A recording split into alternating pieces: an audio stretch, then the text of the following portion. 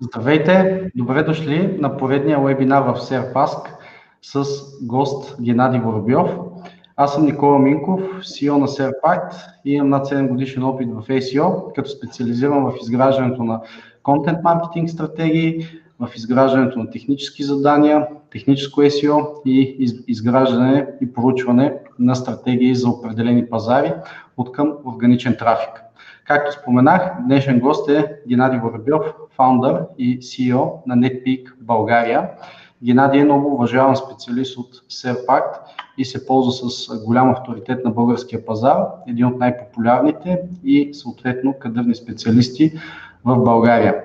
Също така Геннадий, освен че е ръководител на NetPeak България, е и преподавател и съорганизатор в Softuni Digital, практикуващ онлайн маркетинг специалист, дългогодишен опит на българските и международните пазари. Здравей, Гена, как си? Кажи нещо ново за NetPeak България. Здрасти, Никола. И привет на всички участници и слушатели на това предаване и гледачи на това предаване. Ако има спонсор на тези вебинари, Ники, сега е момента да ги похвалиш. Нали? Обикновено в началото трябва да похвалиш спонсор и в края. Аз искам да похваля спонсор на този вебинар SharePact, че правите тези готини неща. И нека започнем по същество. Ти ме беше питал във въпросника как съм започнал да се занимавам. Мисля, че повечето хора, които са тук, са наясно кой си ти, кой съм аз. Така че нека, може би, трябва да искам да разкажа в какво състояние в момента, в какво положение в момента е NetPeak България, какъв му е статуса. Сега сметнахме с тебе, че сме 34 човека в офиса на NetPeak България. Какво значи това в моята терминология? Това са хора, които работят в NetPeak на full time. Тоест в NetPeak България в офиса, в Софийския ни офис работят full time 33 и една колежка работи, тя българка, премести се в Украйна, работи в украинския ни офис. Там се премести по любов. Разбираш ли? Но това са хубави моменти. Всъщност 34 човека фултайм работят в NetPeak България.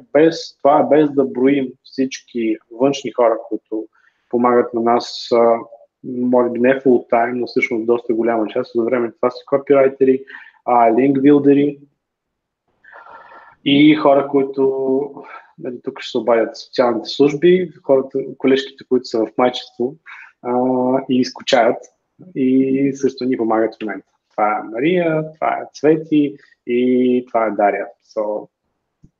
Няма да им казвам Егинета, за да не ги проверявате на също. Но в крайна сметка, всъщност да, те вече скучаят. След 6-тия месец трите колежки родиха и след 6-тия месец вече в момента могат да работят. Тоест, 34 са фултайм, другите са аутсорс, пръснати и така нататък. Оперираме в момента с около 100 проекта активни.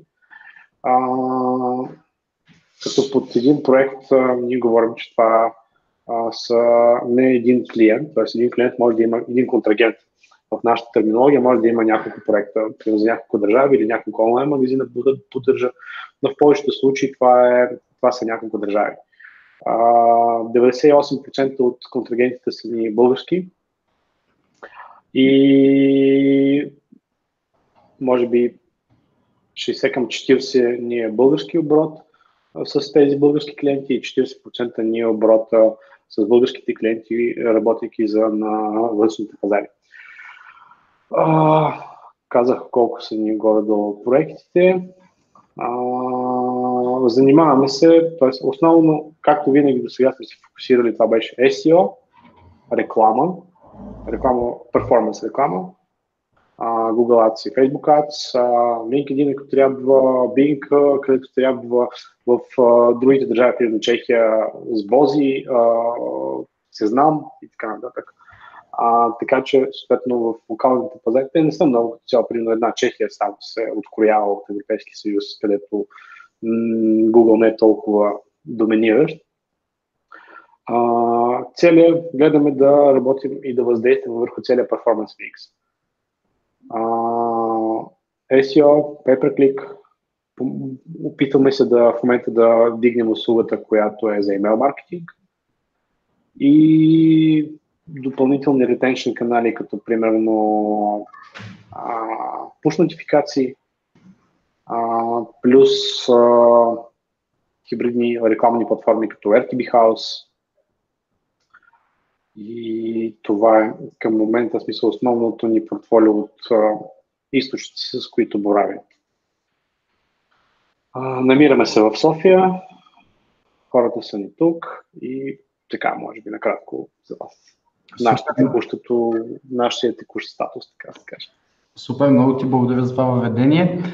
Тъй като днес ще говорим за самите процеси и управление на една такава агенция, която вече със сигурност не е малка, както и ти каза, над 30 човека, и използвайки микс от всички дигитални канали или от повечето, които работят добре според пазарите, е много важен и момент с управлението на една агенция, защото агенцията, когато е малка от 2, 3, 5, 6 човека, се управлява по-лесно, но когато става голяма агенцията, може би се управлява по-трудно.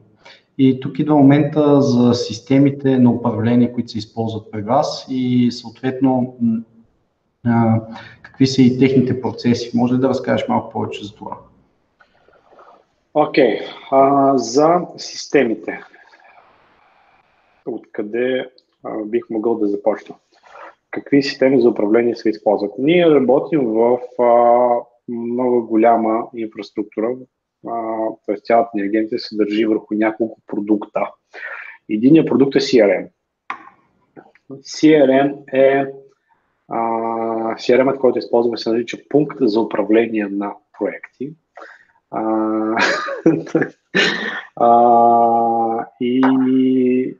Името е руско и всъщност това е наша собствена разработка, която се поддържа от вътрешен екип програмисти и е толкова сложна, толкова е обемна, толкова неща има в себе си, че дори аз не винаги успявам да я разбера и като цяло. Но това, което ни трябва, всъщност това е една от причините, защо ние се обединихме с NetPeak преди 5 години. CRM. Оттам нататък. CRM-а ни е закачен за Task Manager система. Отделна Task Manager система вече не е наш продукт. Използваме PlanFix. Тя пък е молдовска някаква Task Manager система. Уникална е, в смисъл много е популярна в рускоязичния свят. Ние използваме, има си английска версия и всичко е окей.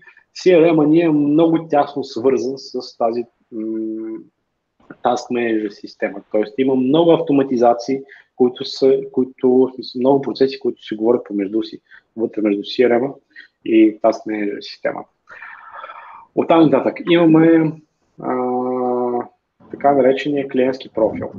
Client Dashboard, където всъщност всички наши клиенти имат достъп до целия workflow и достъп до цялата необходима информация по проекта, до която имат нужда. Тоест, примерно, нашият клиент вижда кога, какво е правено, колко време е отнело и от кой. Защо? Защото всъщност в нашия CRM система всеки един от участник по проекта в края на деня или по време на деня си описва времето, което е работил по конкретна задача в рамките на конкретния проект. Оттам нататък всички тези данни се теглят от CRM-а, отиват в Client Dashboard. По този начин клиентът всъщност получава в 0000, получава имейл с известие какво е правено, както има и веб-базиран 24/7 достъп до клиентския профил, където вижда всъщност абсолютно целият workflow и всъщност отчетност от наша страна. В клиентския дашборд си има и документи, там са проформи, фактури, отчети, автоматизирано създадени отчети от самия Client Dashboard, който не винаги ни удовлетворява и затова отделно пък си правим, екипа си прави отделен дашборд, персонализиран дашборд за KPI report всъщност за клиентите. Оттам нататък използваме почта за комуникация помежду си. За почта използваме Gmail.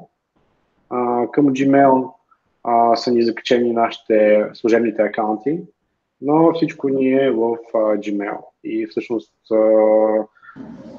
много сме вътре в екосистемата на Google, в инфраструктурата на Google. Gmail, Google Drive, използваме страшно много Google Spreadsheets, т.е. не използваме Excel, Microsoft Excel, ние използваме Google Spreadsheets. И съответно, за да можем да споделяме по-лесно, по-бързо и on-demand нещата, които трябват.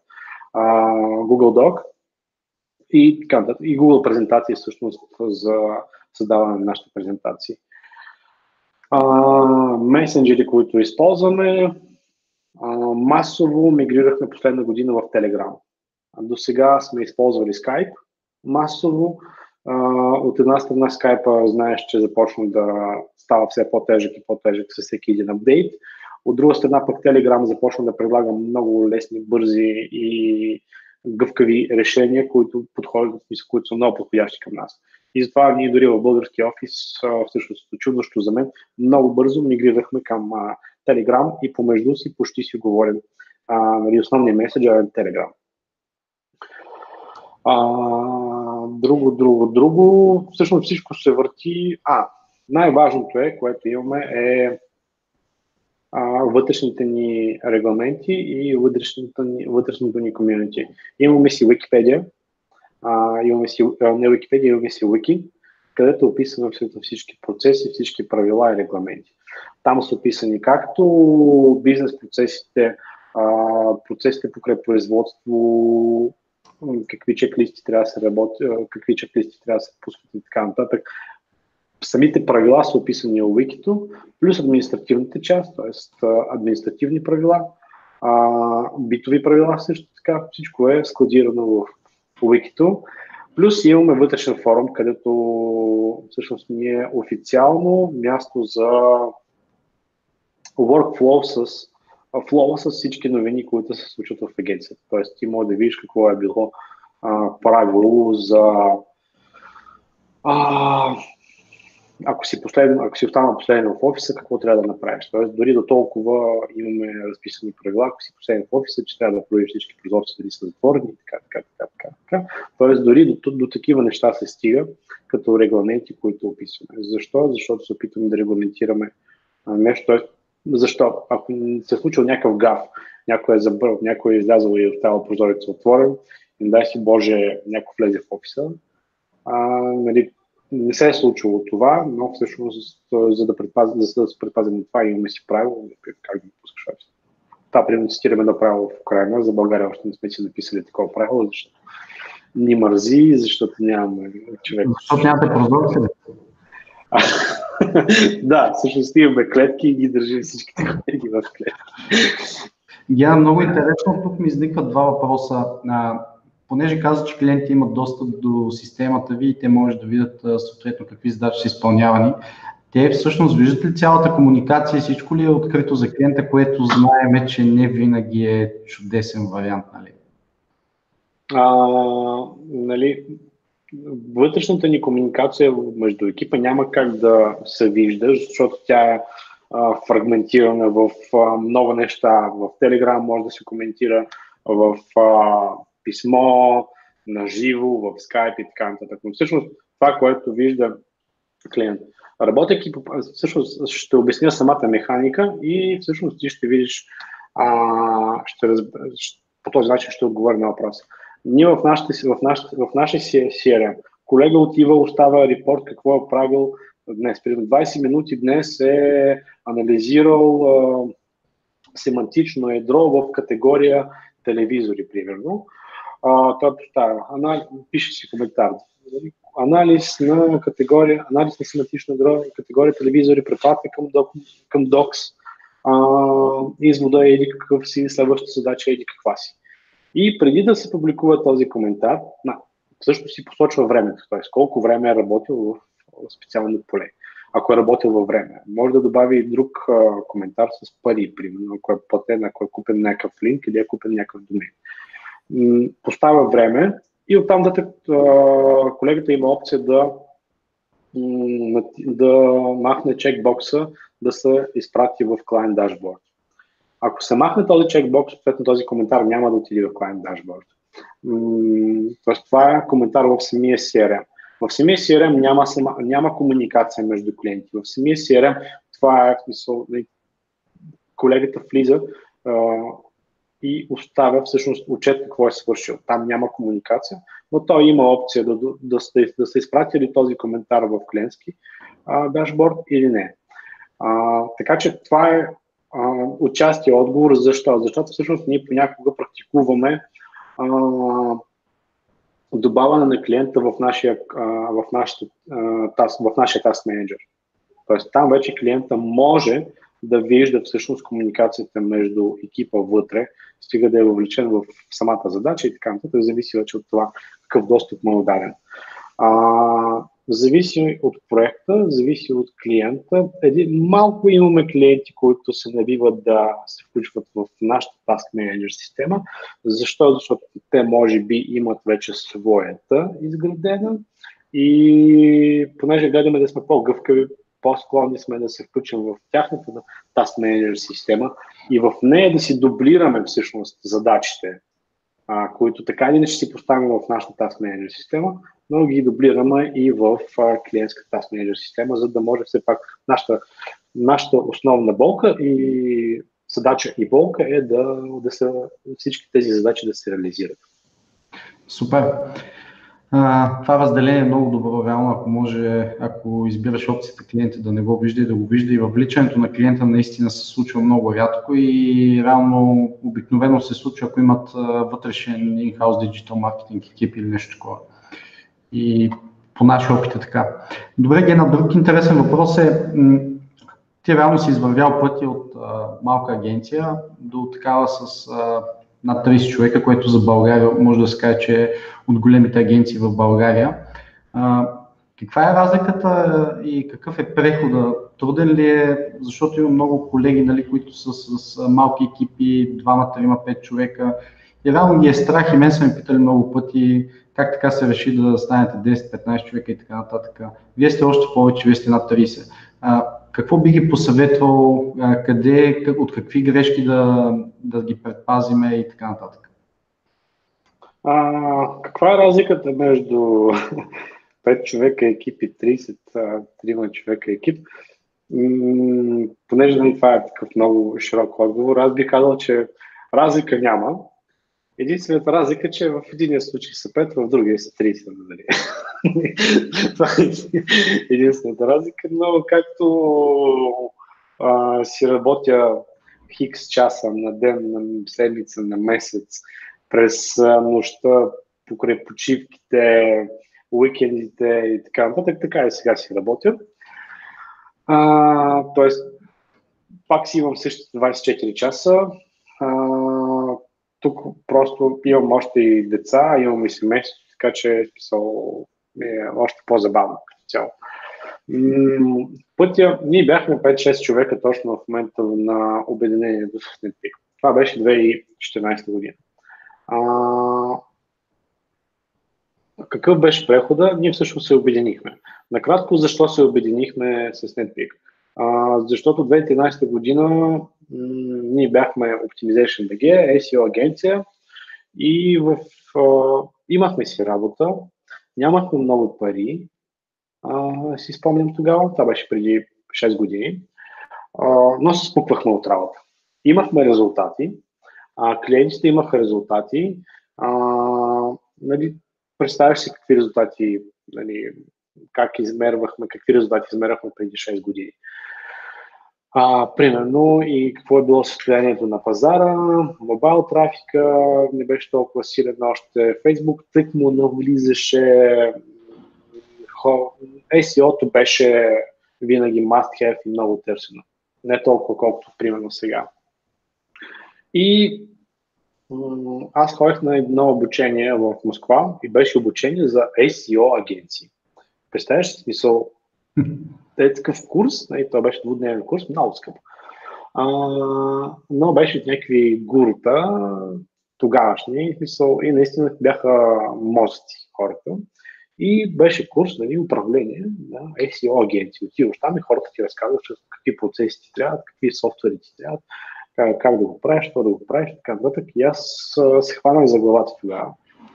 Казах си бил майката. Сега, и дори да имаше пари, нямах нито време, нито възможност да фокусирам, да изграждам подобни бизнес процеси, които трябваше да бъдат изградени. А исках да бъдат изградени вау процеси. И междувременно аз започнах да се запознавам с Ringostat, с Serpstat, тогавашния продвигател, смисъл.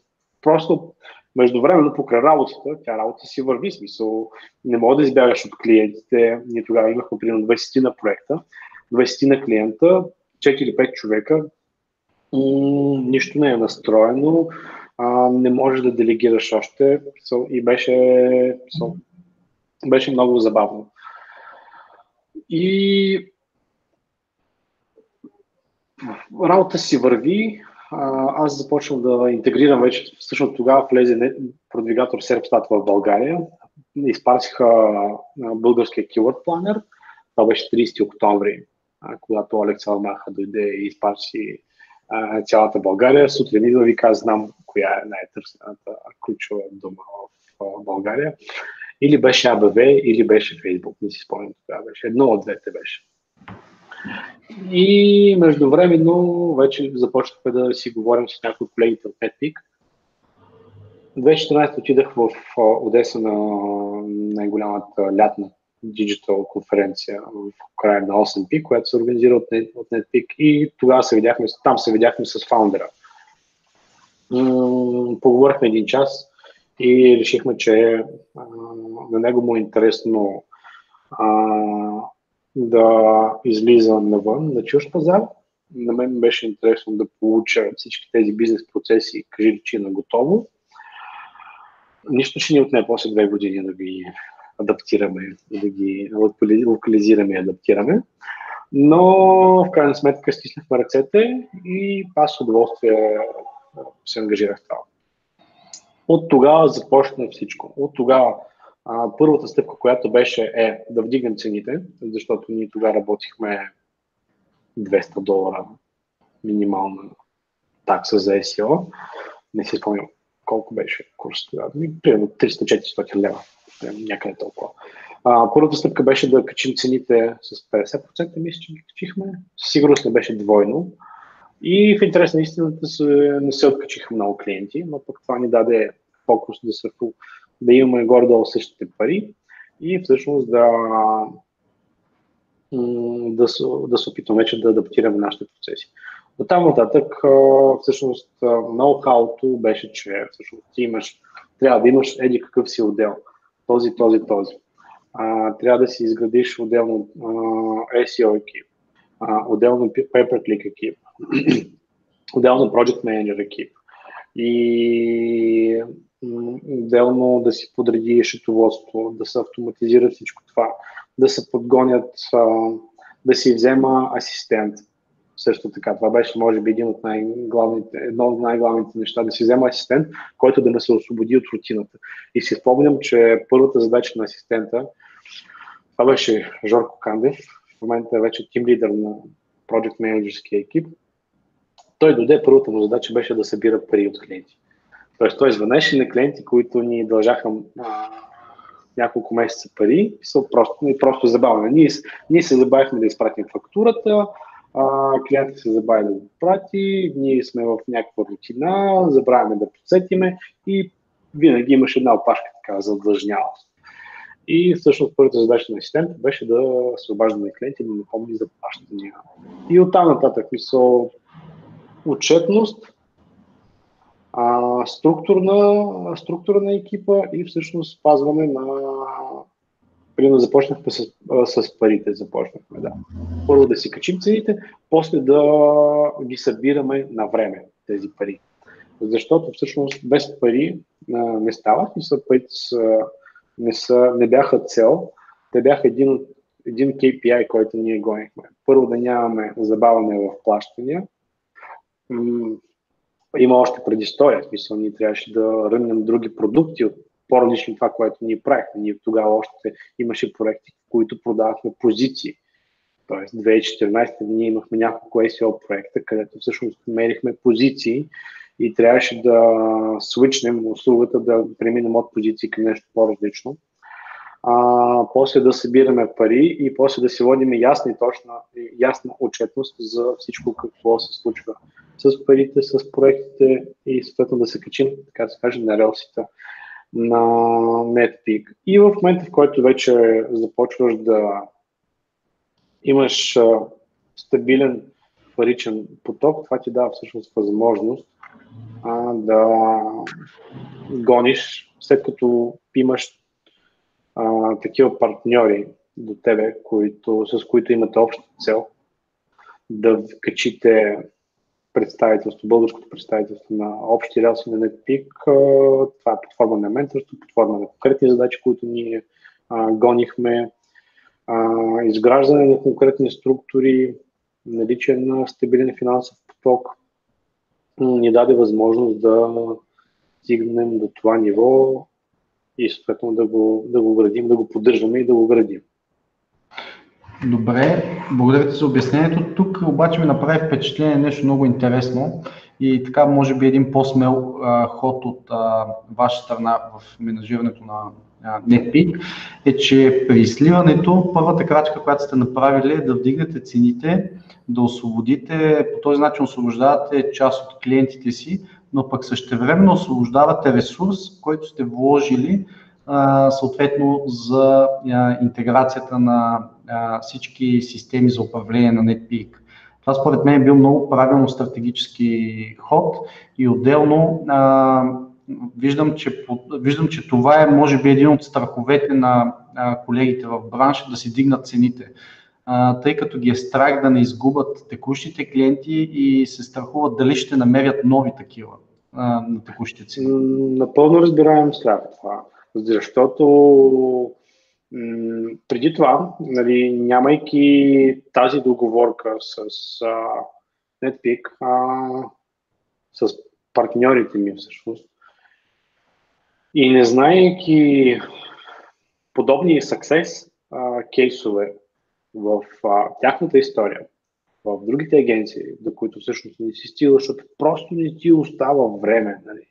Не ти стига смелостта да отидеш на някой цел, да го питаш, тук искам да вдигна цените, какво ще се случи. И аз преди това имах същия страх, защото всъщност нямаш под ръка дори просто човек, на който се е сблъскал с това нещо, да ти каже, майната му, смисъл, ние тогава имахме възможност да извадим пари, но не искахме да вадим пари, мисля да наливаме в това, нали, да инжектираме, да инвестираме в това. И просто задачата ни беше всъщност от това, което имаме, да се опитаме да построим един работещ също така бизнес модел. В крайна сметка също за нас е бизнес това. Да, така е. И тази крачка реално често е препани камък, както се казва в много от агенциите, и това е хубаво, че сте го взели като решение и то се е получило успешно, както се вижда, защото в момента сте с по-високи цени от 2014 и с много по-голям екип. Добре, друг интересен въпрос е, след като уточнихме самите процеси, как самите клиенти се чувстват при вас важни, че им се обръща внимание и че реално има бърз съпорт, когато има определен кейс? Ние в лични разговори с тебе си ми споделял, че държиш много на това и реално каква система използвате? Чрез Project Manager? Използвате ли друг подход, чрез друг човек, който е между клиента и агенцията? Може ли да разкажеш за това? Тоест, първо, как комуникираме с клиентите и по какъв начин успяваме да им обърнем внимание на всички. Да. Project Manager при нас е в така, т.е. тук в този въпрос включва ли въпроса за структурата? Да разкажа ли за структура всъщност? Разкажи, ако искаш за структурата и ще включиш вече отговора, той ще се допълни.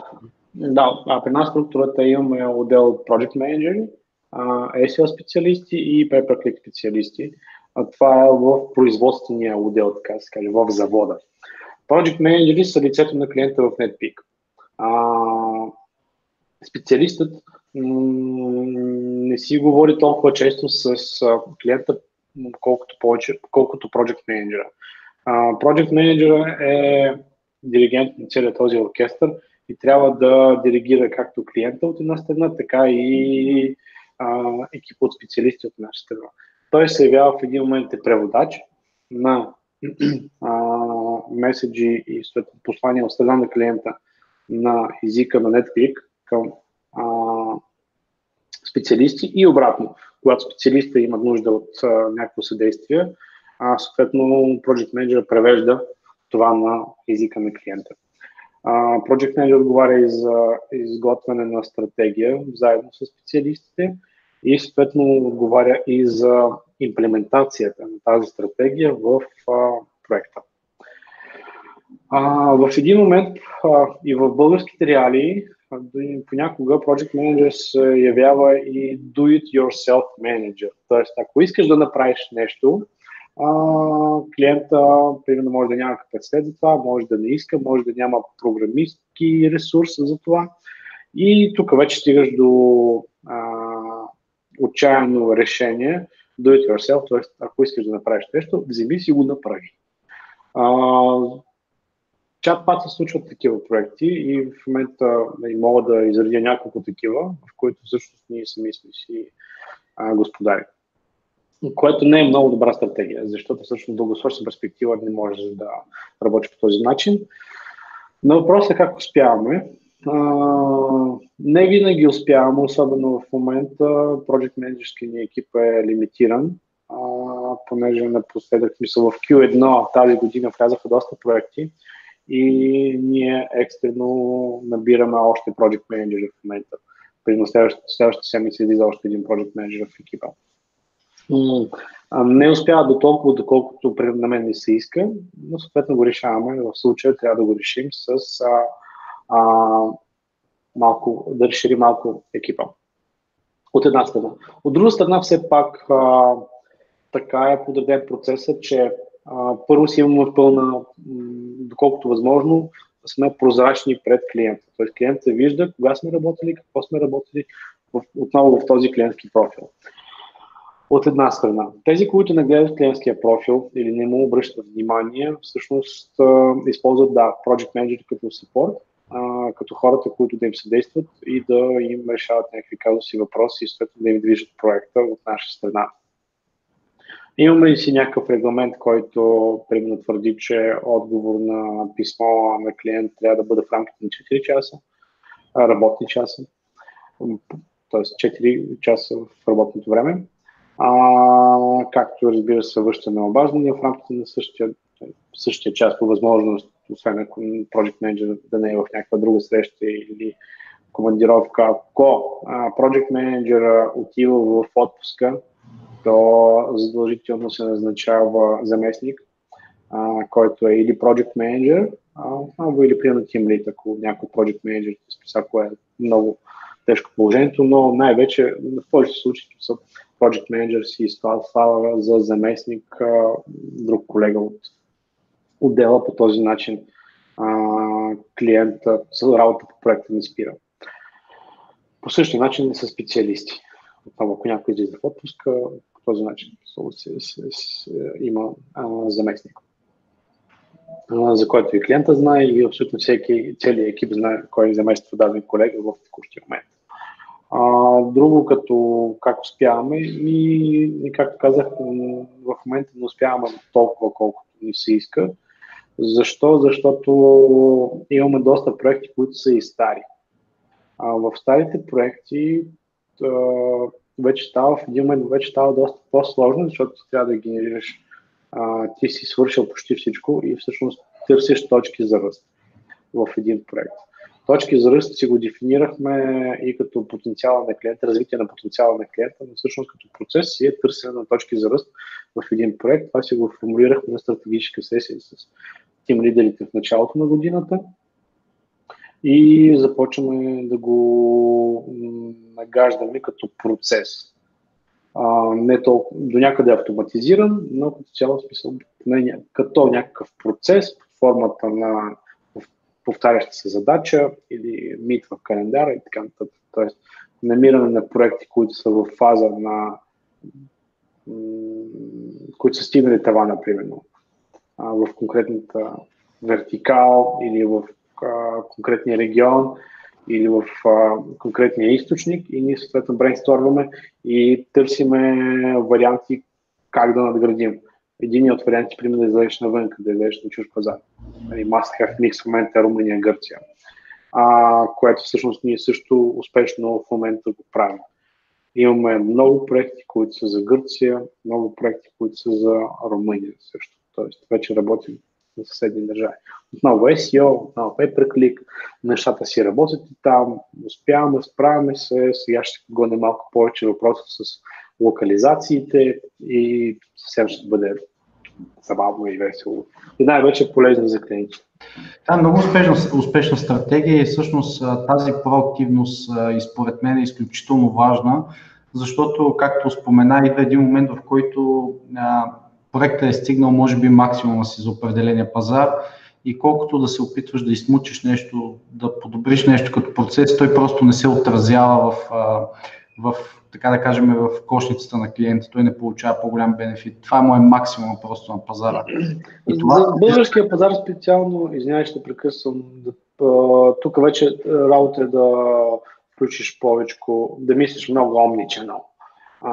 Офлайн, онлайн, телевизии, билбордове, офлайн продажби и така нататък, ако има пазар. Ако има пазар, да. Но примерно ти можеш да достигнеш до някакво ниво, до някакъв таван в SEO-то и в смисъл, да, можеш да го градиш, но за да бустнеш, примерно ти трябва реклама. Това, което правим също с големите вериги в България също. Всъщност там използвате вече brand awareness кампании, които да засилят съответно... Гледаш, да, brand awareness не ни се отдава толкова много, защото все пак корена ни е перформанс и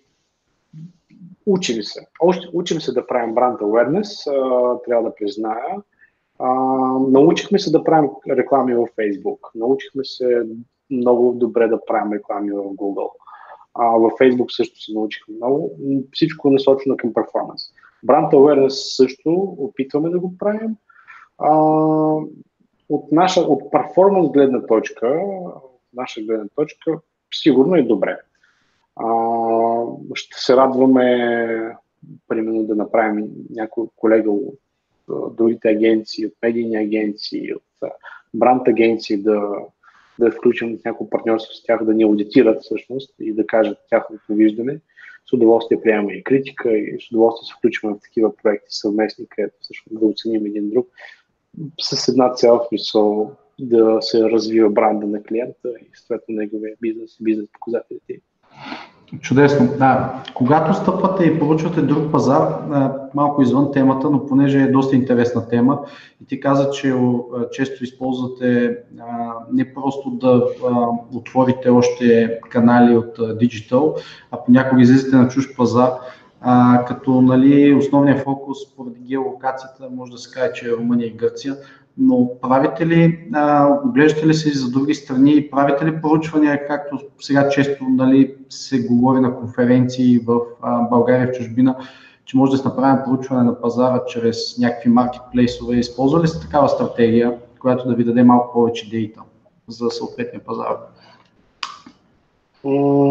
С маркетплейсове нямаме опит. С чуждите пазари имаме опит. И с чуждите пазари говорим не само Румъния и Гърция, които са тук. Ние работим в българския офис, имаме няколко проекта, които са за цяла Западна Европа и e-commerce проект. Там, слава Богу, си имаме Google Shopping, успешно си го използваме, много добре работим, много добре работи. В момента тръгваме примерно да надграждаме, да мащабираме с SEO за този проект. Тоест ние видяхме, че има страшно много търсене, видяхме, че може да се продава и виждаме как можем да направим дабл или трипл на оборота с много яко SEO в много сериозни мащаби. Тук е важно обаче да разбулим един мит, който често се случва, може би и при вас се е случвало. Идва момента, в който клиента, използвайки агенцията вашата или пък нашата и при нас случва, за един пазар, той смята, че отваряйки друг пазар, това не е добавена стойност на работата и би трябвало да си е в текущите финансови отношения. Случвало ли ти се и какво ти е мнението за това? Предполагам, ще е като моето, но да чуем. Случвало ли се клиента да смята, че това са едни и същи неща? Знаеш, не. Успяваме по някакъв начин да го обясним, да стигне това правилно до клиента, всъщност да обясним, че това са нови акаунти, много в Google Analytics, нали, ако правим по-кадърно или поне по нашите разбирания кадърно да разделим данните, защото са различни бизнеси, да не мешаме разходи от едното в другото и така нататък, да си смятаме коректно разходите. Друг език. Дори да използваш формули за метаданни, едни и същи формули ти трябва да ги преведеш, ти трябва да ги адаптираш, да ги прочете на един спикър, ти трябва да... Мисля, това е време, може да не е дабъл на това, което е било при старта на проект за България, но това е време и се разглежда като отделен проект. Да, може да има редуциране на офертата спрямо това, което примерно беше за България, но пък от друга страна пък може да е по-висока. Защо? Защото линковете са по-високи, ако правиш SEO, контент, копирайтера да ти е по-скъп, отколкото на български, т.е. чисто оперативен кост да ти е доста по-високо това, което имаш за България. Това е примерно за SEO. За рекламата пък имаш по-висока цена на клик. За рекламата, примерно, при нас не е толкова от много голямо значение, защото при нас най-популярната схема за ценообразуване в рекламната ни услуга е процент от коста, който управляваме в рекламните медии. Тоест процент от бюджета в Google Ads и Facebook. И така че там при нас няма никакво значение. Единствено може би да спорим за първоначалните настройки на акаунтите. И ако не успеем да убедим клиента да плати първоначалната настройка, окей, преживяваме си го, защото в крайна сметка не можеш да печелиш от всичко да си на нула, от всичко да си на плюс, камо ли да на нула или камо ли пък даже на минус. Нали? Мисля, не можеш да печелиш. Това не е печелбарство. Така е.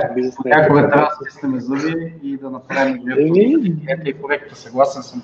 Случва се и ще се случва. Въпросът е да има разбиране и съответно да се работи в някакъв синхрон с клиента и да се гледа в една посока най-малкото с доверие. И за в бъдеще пак ще не се случва, но няма как. Не може да избягаме от това. Иначе да, и аз го разделям така. И при нас е по същия начин. Има случаи, в които чуждия пазар може да се направи компромис с бюджета, но пък има случаи, когато бюджета може да бъде и двоен и троен според пазара и според нишата и конкуренцията спрямо него. Така че има застъпване, но понякога очакванията на клиента са други, за съжаление. Но въпрос на разговори и въпрос е ние да обучаваме клиентите. Абсолютно. По-скоро и да обучаваме и смисъл това. Ние гледаме да сме партньори с тях, защото първо, че им бъркаме в портфелите с таксите, с процентите от бюджетите, но в крайна сметка, нали, ако не искаш да работиш с агенция, иди направи си отдел сам, намери си SEO специалист, вдигни си отдел, управлявай си ги сам, мотивирай ги сам, обучавай ги сам, купувай си софтуер. Просто не е в това въпроса. Тук при нас е идеята, че ние събираме синергия, както дори вече сме доста голям екипи в българския офис и проектите, по които работим и нещата, които правим, Нали, понякога даже аз се шашкам от нивото, което ни показваме, защото аз вече аз не винаги участвам в операционните задачи по конкретните проекти. Да, там където ми е интересно, аз ще се включа и ще дам някакво мое мнение, но станахме не големи, просто имаме много дейта, имаме много проекти, имаме много история, през много неща сме минали и просто знаем, нали, какво ще се случи с този проект, който влезе сега при нас. Знаем, че този проект, дори да сме се договорили с клиента, че тази рекламна кампания, този рекламен проект ще бъде тестов, 90% ще бъде фейл, примерно. Защото вече сме играли този мач много пъти. И сме склонни дори да откажем да работим, отколкото да се включим след 3 месеца да се разделим. И наистина това, но ние искаме да даваме ноу-хау. Не ноу-хау, а искаме да даваме този експириенс, този опит, който ние имаме, както опит на успешни истории, така и опит на неуспешни истории. Примерно неуспешна история е некадърна миграция от стара платформа към нова платформа.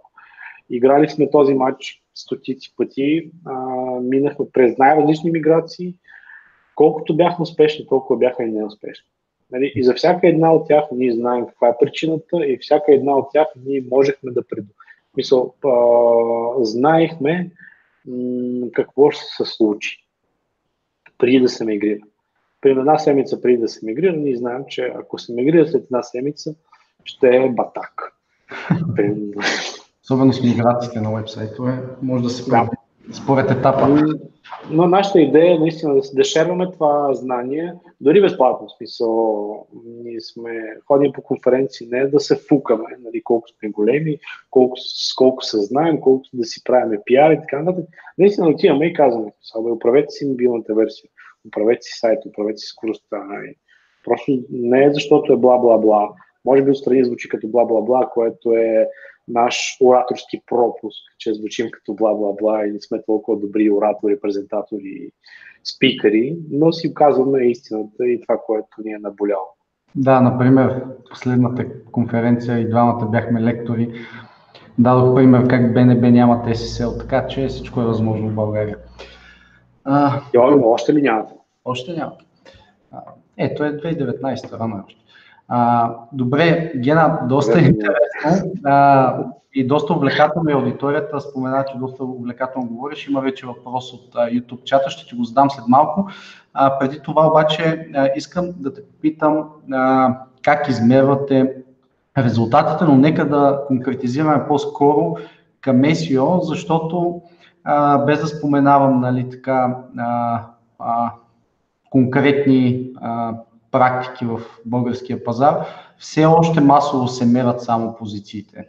И нали, това, не знам, 2014 ли, кога му е било времето, 15-та, 16-та, но разкажи, вие как ние сме си говорили с тебе за това, но разкажи вие как мерите съответно резултатите, специално за SEO, защото за PPC, за social знам, че за позиции, защо? Нека да правим един реален жест, един реален тест. Докато си говорим, влез в Google BG през инкогнито, през мобилна, през телефон най-добре, ако имаш телефон.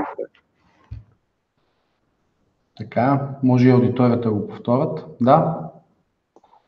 Кой е при теб на първо място органично? На какво? На органично, на думата телевизори, примерно. Телевизори. Първа, втора и трета позиция.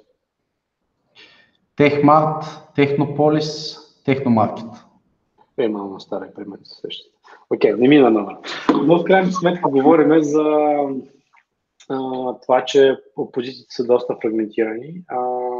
Тоест имаш позиция на мобилно устройство, имаш позиция на десктоп, във Варна е едно, в София е друго, при теб е друго, трето и така нататък. Колко позиции трябва да мерим? Към една дума трябва да мериш къде. Не е това интересното, но понякога позициите също са фактор. Защо? За някои бизнеси е специфично позицията на сайта не е за трафик, а за инвестори. Ако идва идва един инвеститор и ти му покажеш. Той може нищо да не разбира от това. Ти му казваш, аз съм на първо място по телевизори, така че мога да ти продавам много. И той може да ти повярва и така. И това е един лаишки пример, но като цяло също понякога това може да бъде фактор и понякога сме склонни да го мерим това да не ни бъде основен KPI. Основните KPI са следните. Това е динамика на органичния трафик, т.е. как трябва, така, нагоре. Т.е. увеличение на органичните посетители. Това ни е основното мерило. Ако говорим за e-commerce проекти, съответно качеството на трафика трябва да се запазва. Как се гледа дали се запазва качеството на трафика? В Analytics отчет с органичните сесии, към него втори dimension е conversion rate. И ти по този начин, ако conversion rate се запазва или се увеличава, но поне да се запазва, това означава, че трафика е същи, но ти получаваш с повече посетители, с което получаваш повече транзакции. Ето това е пример, как трябва да се мери. Така че основното мерило е трафик и продажби. Продажби инициирани от органичния канал. Дори при нас екипа, SEO екипа, специалистите, при нас имаме следваща система за мотивация на екипа. Ставка, т.е. някаква фикс ставка, плюс процент от проектите, които водиш. Но екипите, производствените специалисти имат допълнителен процент, който се нарича процент за ръст. SEO специалистите имат дефиниран процент за ръст в e-commerce проектите, ръст на транзакциите от органичния трафик. Така че нашите колеги са в екипа, те са мотивирани не само да трупат органичен трафик, но и да увеличават продажбите, което всъщност удовлетворява и клиента и съответно съвпада с целите, очакванията, които има клиента към нас, плюс допълнително мотивира абсолютно всеки да работи за трафик, плюс продажби. Това е най-важното нещо. Реално клиента го интересува да реализира повече продажби. Реално, разбира се, това трябва да става чрез ръст на органичния трафик, но има нещо много важно. Имали сме и ние кейсове, където намаляваме органичния трафик, намаляваме броя фрази. Скоро ще пусна едно кейс, което ще го споделя лично, защо го правиме и реално се увеличават пък транзакциите. Ние имаме подобен кейс, където с по-малата работа не увеличаваме трафика, но пък увеличаваме продажбите. Да. Подобно нещо. Има много интересни кейсове, които са аналогични на това, което трябва да бъде и ние реално работата не е винаги ръст на органичния трафик, защото трябва да е ръст. Може да намалиме броя фрази, които класираме, да ги засилиме чрез намаляването и изчистването на шумовите ключови думи. Това са ни допълнителните метрики, допълнителните KPI, които ние следим също в проекта. Видимост на сайта, visibility и брой фрази, по които се класира в домейна в Google.bg и предимно използваме за тази цел SERP. Да. Добре, да минем към следващата тема и след това има няколко въпроса от аудиторията, защото напредваме с времето. Ще помоля накратко да кажеш какво е според тебе бъдещето на дигиталния маркетинг. Какво може да очакваме сега? Този въпрос е доста дъвкан и се дъвка всяка година, но от специалисти като тебе с по-голям опит е важно аудиторията да чуе, хората с по-малко опит да чуят какво мислиш ти, че ще бъде като бъдещето дигиталния маркетинг, поне през 2019 година. В България или глобално? Нека да говорим за България. Окей. Все повече ето това, изключително това. По-малко десктоп или може би пак толкова десктоп, но все повече мобилно потребление. Примерно виждаш през уикендите как десктопа спада и мобайла се увеличава като потребление.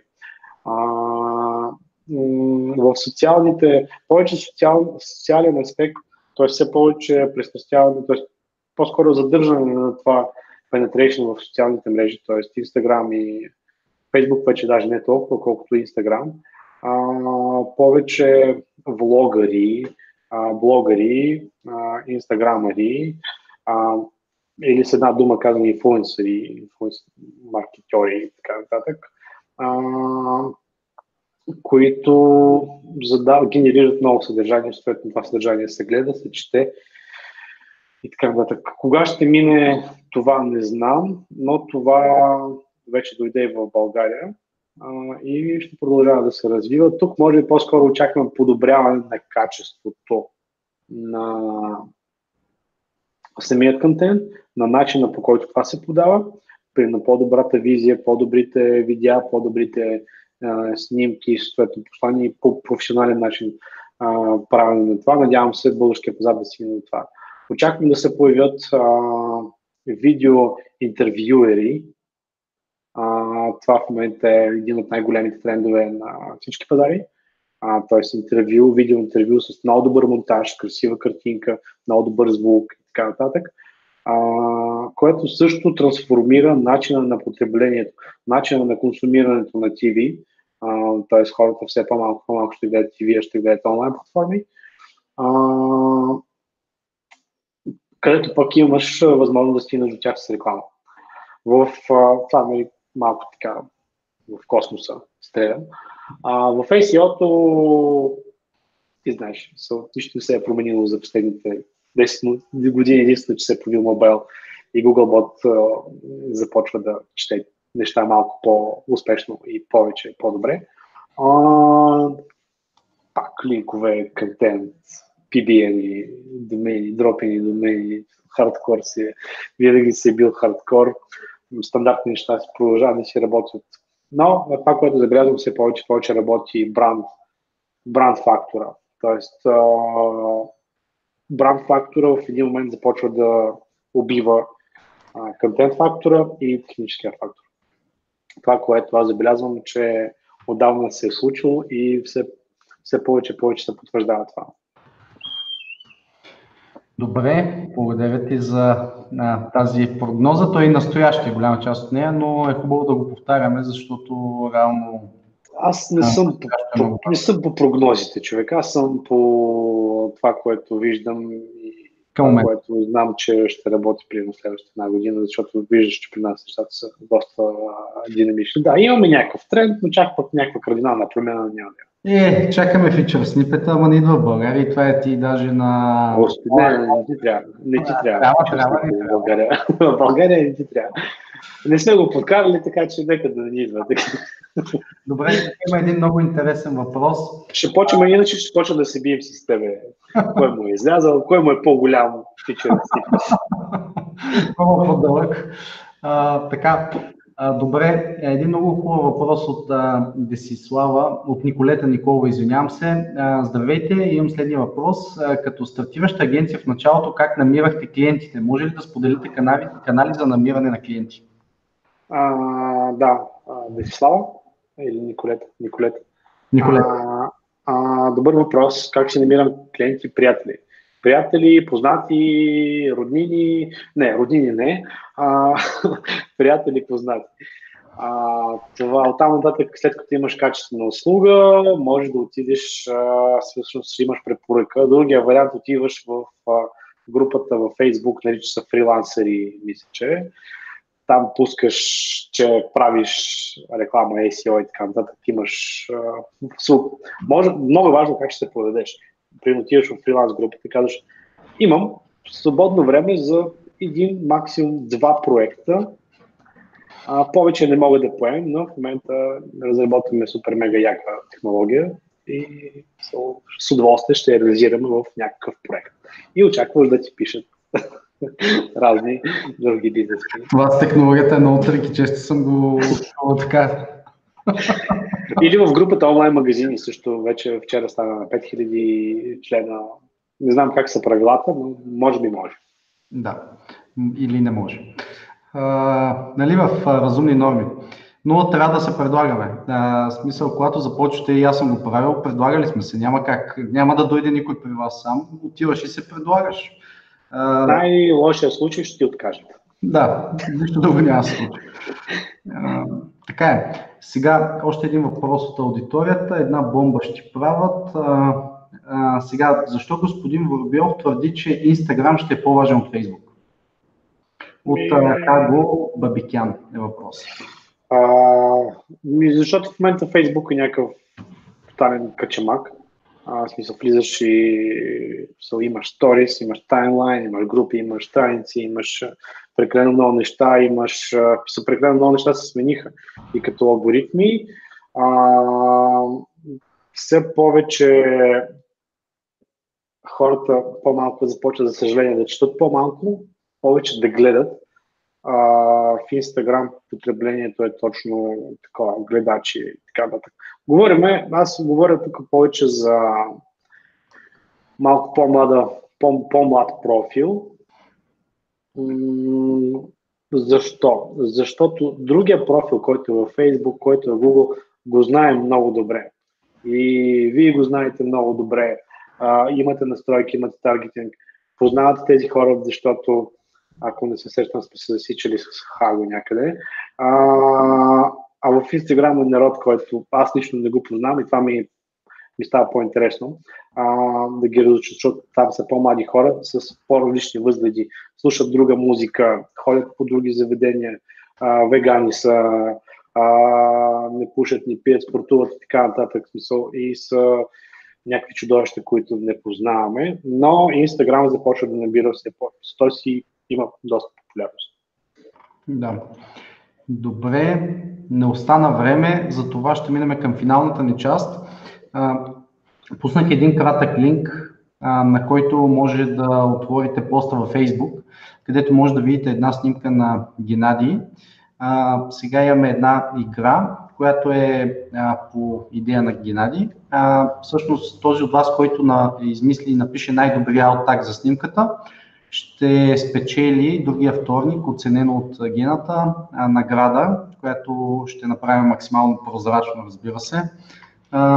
Разбира се, аз просто ще си харесам някое и ще кажа. Подарък ще бъде книга, Критична верига на Еляхо Голдър. Това е нещо, което ми е в момента бизнес роман, в който се вродих последно. И днес имахме едно такова 3-месечно quarterly meeting в офиса и подарих на всички колеги в офиса тази книга. Супер. В финалната част сме, както споделих, Гена, финални думи, впечатления за уебинарите на SERPask и като цяло няколко съвета или съвет към аудиторията ни. Благодаря ти за тази възможност. Надявам се да се е харесало на всички участници. Като послание, нещо, което аз правим като послание към самите нас, към всички наши екипи, към самия себе си, е постоянно търсене на точките за ръст. Точките за ръст на нашите проекти. Нашите проекти, защото си на наши клиенти. Това е едното и борба, много сериозна борба с мързеливи хора, на които не им се работи и с отсрочки и забавения. Защото всъщност препоръчам още веднъж тази книга да нарича се Критична верига на Еляхо Голдър. По много един достъпен начин се обяснява как всъщност едни такива забавения генерират дупки в възвръщане на инвестиции, в кешфлоа, в развитието на бизнеса с години напред. И това може би, аз много обичам да намирам някакви такива моменти, в които се случва забавяне, т.е. да предадеш нещо и да кажеш, добре, свърших си тази работа. Не си свърши тази работа, защото имаш още страшно много други задачи, които те чакат да ги свършиш. Тоест, при нас, за съжаление, проектите нямат край.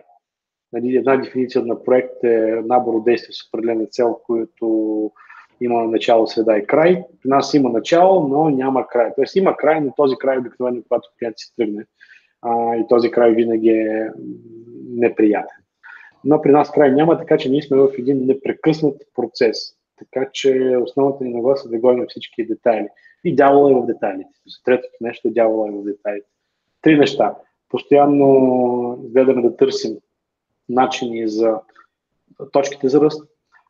Второто, да не прокрастинираме, така да се каже, и да цепиме секундата и да гоним всяка една минута да свършим нещо. И третото забравих вече. Какво беше? Ще го чуя. Беше полезно обаче. Добре, Гена, благодаря ти много за чудесния вебинар с теб.